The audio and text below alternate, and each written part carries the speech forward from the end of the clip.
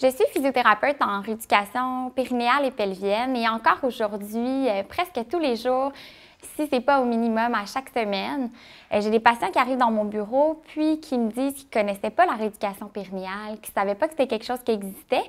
Donc aujourd'hui, Pelvilife a décidé de répondre à la question « C'est quoi la rééducation périnéale? » Donc en fait, c'est une branche de la physiothérapie qui se spécialise dans la rééducation des systèmes vésical, intestinal et génital. En fait, on va se trouver à faire une rééducation abdominopelvienne. Donc, on va s'intéresser aux os, donc au bassin, à la symphyse pubienne, au sacro-iliaque, au sacrum, à la région lombaire, les hanches, vraiment tous les os de la région abdominopelvienne. Donc, on va vérifier l'alignement et la mobilité articulaire. On va s'intéresser évidemment à l'aspect musculaire, donc le fameux plancher pelvien, entre autres, qui est une grosse partie de la rééducation périnéale. Donc, on veut s'assurer que les muscles sont forts, mais également qu'ils ne sont pas trop tendus, donc qu'il n'y aurait pas des tensions musculaires ou un tonus trop élevé. Donc, on cherche à avoir cet équilibre. Puis, on va s'intéresser aussi à tous les muscles du bassin, donc les fessiers, les adducteurs à l'intérieur des cuisses, les abdominaux, mais également tous les tissus conjonctifs, les fascias, les ligaments de la même région.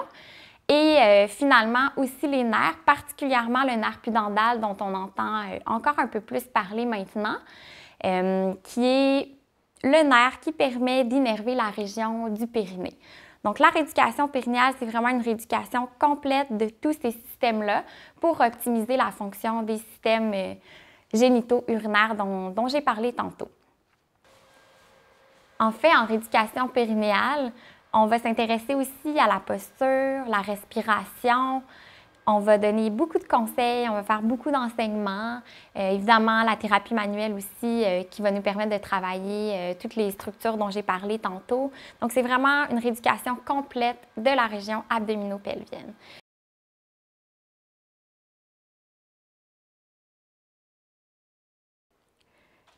La rééducation périnéale peut traiter plusieurs pathologies. Je vais vous donner plusieurs exemples. Donc, entre autres, l'incontinence urinaire et fécale, l'hyperactivité vésicale, la constipation fonctionnelle. On a aussi les problématiques de descente d'organes, donc on appelle prolapsus, la diastase des grands droits de l'abdomen qui survient le plus communément en postpartum. Donc, on a aussi tous les problèmes qui peuvent survenir au niveau de la région pelvienne ou au niveau urinaire fécal, lors de la grossesse, en postpartum ou pendant l'allaitement. Également, tous les troubles génito-urinaires de la ménopause. On ne peut pas oublier non plus toutes les douleurs qui surviennent aux relations sexuelles. Donc, on sait que c'est une problématique qui est de plus en plus présente chez la femme, malheureusement, entre autres. On a également tous les problèmes de douleurs pelviennes chroniques, la névralgie pudendale aussi. Et finalement, également, toutes les conséquences qu'on peut traiter en rééducation périnéale suite à différentes chirurgies pelviennes ou suite aux traitements oncologiques.